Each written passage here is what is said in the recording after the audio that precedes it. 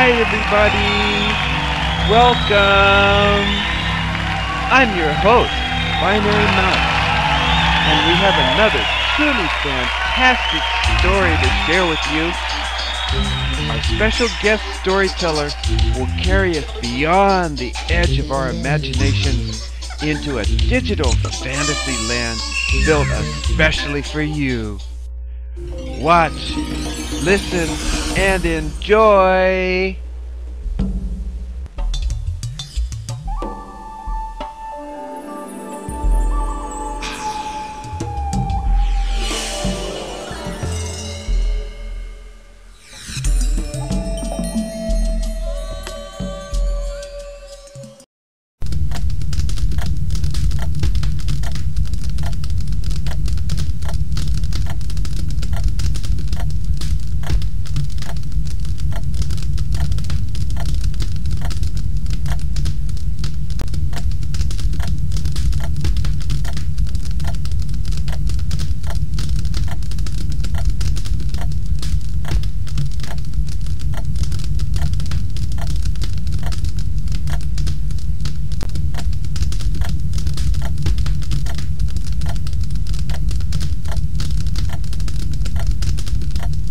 How to Tell Stories to Children and Some Stories to Tell by Sarah Cohn Bryant.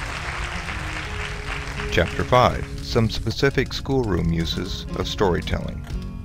In Chapter 2, I have tried to give my conception of the general aim of storytelling in school.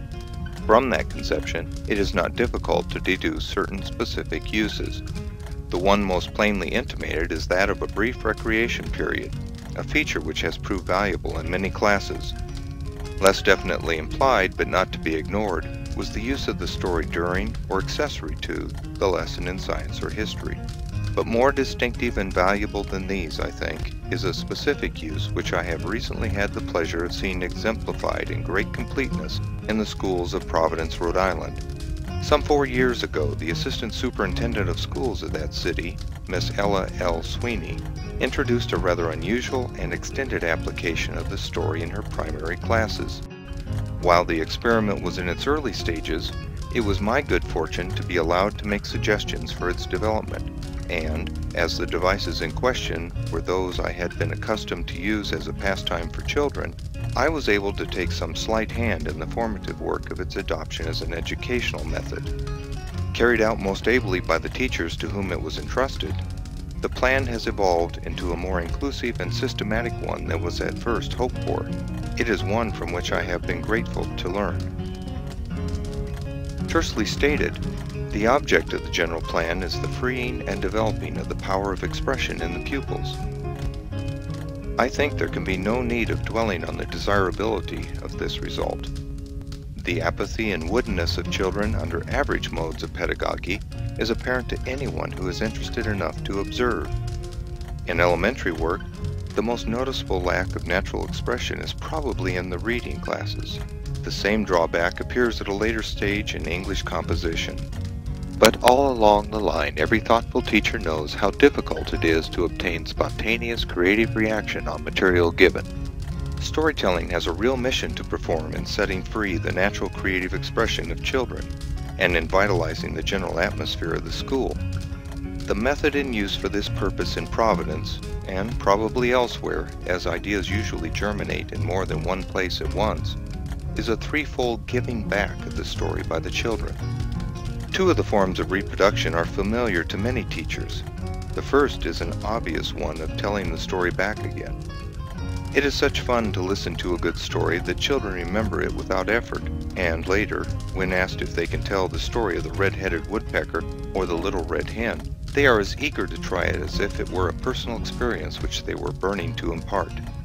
Each pupil in the Providence classes is given a chance to try each story at some time. Then that one which each has told especially well is allotted to him for his own particular story, on which he has an especial claim thereafter. It is surprising to note how comparatively individual and distinctive the expression of voice and manner becomes after a short time. The child instinctively emphasizes the points which appeal to him, and the element of fun in it all helps to bring forgetfulness of self. The main inflections and the general tenor of the language, however, remain imitative, as is natural with children. But this is a gain rather than otherwise, for it is useful in forming good habit. In no other part of her work, probably, has a teacher so good a chance to foster in her pupils pleasant habits of enunciation and voice. And this is especially worthwhile in the big city schools, where so many children come from homes where the English of the tenement is spoken.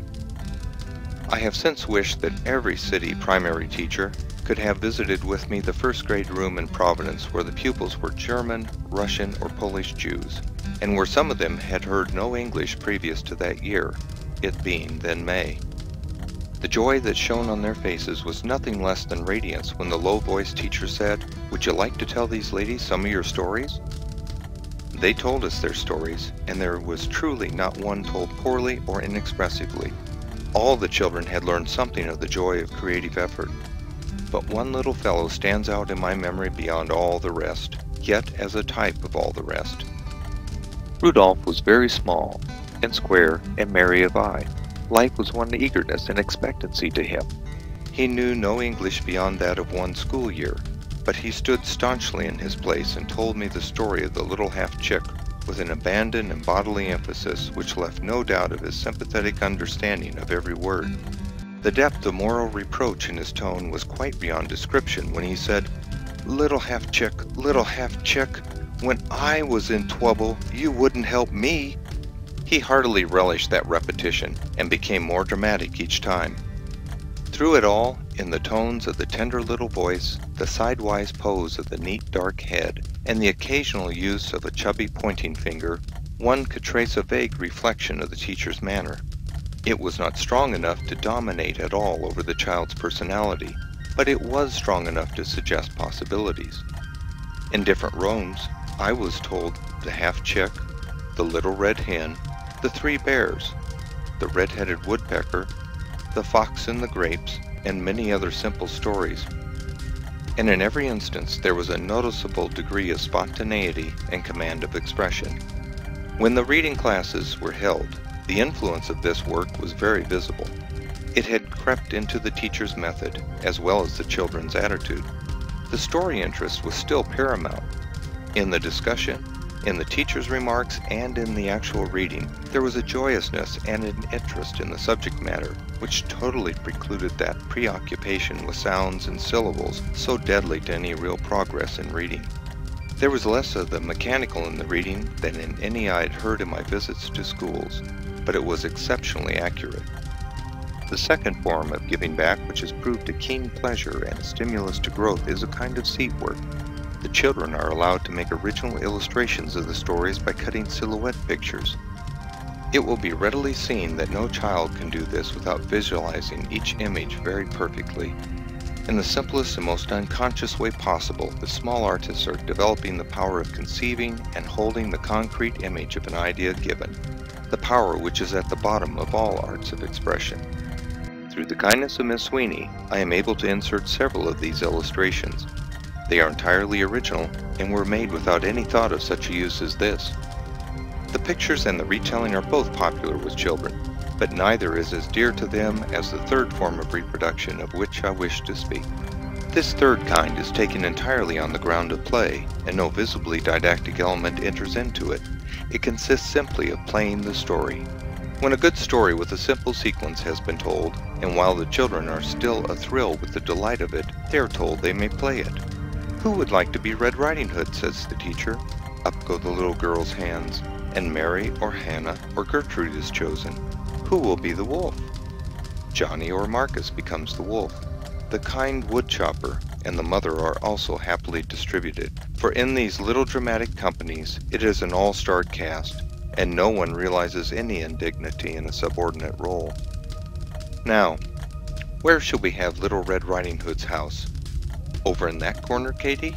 Very well. Riding Hood shall live over there. And where shall the grandmother's cottage be?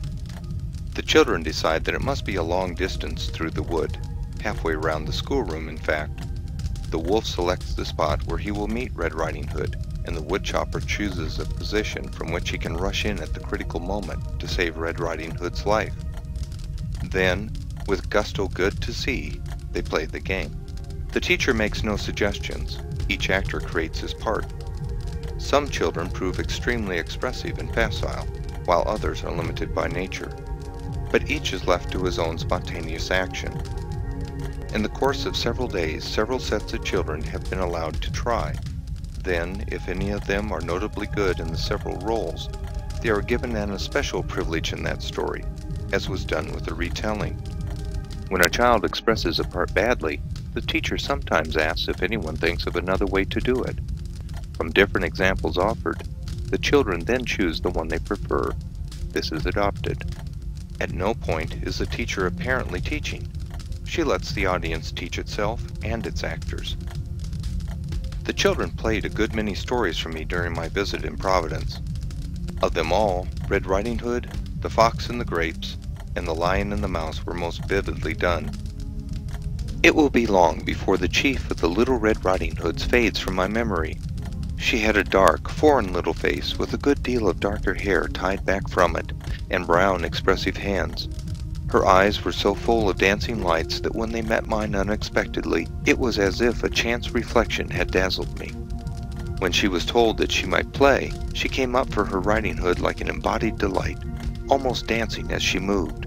Her teacher used a few simple elements of stage setting for her stories, such as bowls for the bears, a cape for Riding Hood, and so on. The game began at once.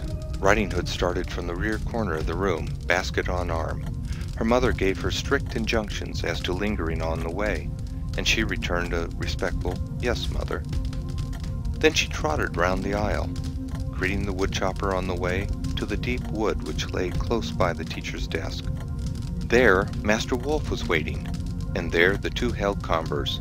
Master Wolf very crafty indeed, Red Riding Hood extremely polite. The wolf then darted on ahead and crouched down in the corner which represented grandmother's bed. Riding Hood tripped sedately to the imaginary door and knocked. The familiar dialogue followed, and with the words, "The better to eat you with, my dear," the wolf clutched Red Riding Hood to eat her up.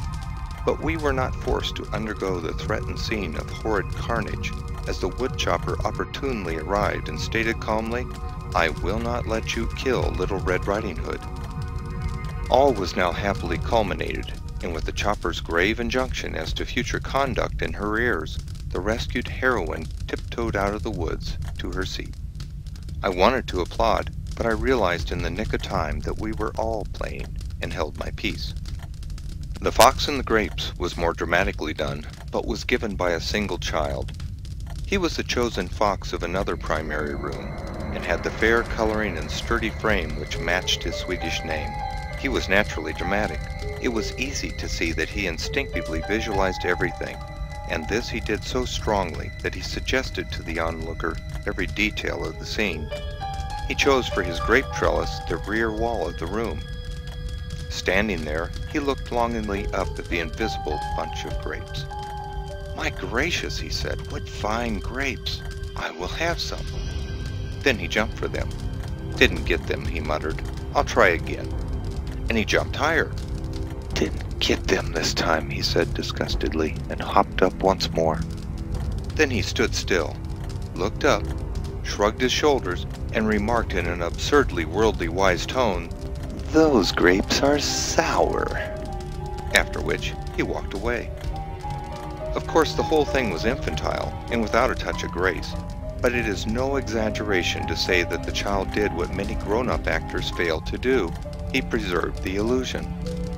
It was in still another room that I saw the lion and mouse fable played. The lion lay flat on the floor for his nap, but started up when he found his paw laid on the little mouse, who crouched as small as she could beside him. The mouse was by nature rather larger than the lion, but she called what art she might to her assistance. The mouse persuaded the lion to lift his paw and ran away. Presently, a most horrific groaning emanated from the lion. The mouse ran up, looked him over, and soliloquized in precise language, evidently remembered, "What is the matter with the lion? Oh, I see, he is caught in a trap." And then she gnawed with her teeth at the imaginary rope which bound him. "What makes you so kind to me, little mouse?" said the rescued lion. "You you let me go when I asked you?" said the mouse demurely. "Thank you, little mouse," answered the lion, and therewith, fini. It is not impossible that all this play atmosphere may seem incongruous and unnecessary to teachers used to more conventional methods, but I feel sure that an actual experience of it would modify that point of view conclusively. The children of the schools where storytelling and dramatizing were practiced were startlingly better in reading, in attentiveness, and in general power of expression than the pupils of like social conditions in the same grades of other cities which I visited soon after, and in which the more conventional methods were exclusively used. The teachers also were stronger in power of expression. But the most noticeable, though the least tangible difference, was in the moral atmosphere of the schoolroom. There had been a great gain in vitality in all the rooms where stories were a part of the work. It had acted and reacted on pupils and teachers alike. The telling of a story well so depends on being thoroughly vitalized that naturally habitual telling had resulted in habitual vitalization. This result was not, of course, wholly due to the practice of storytelling, but it was in some measure due to that, and it was a result worth the effort. I beg to urge these specific uses of stories as both recreative and developing, and as especially tending toward a large power of expression, retelling the story, illustrating the story in seat work, dramatization.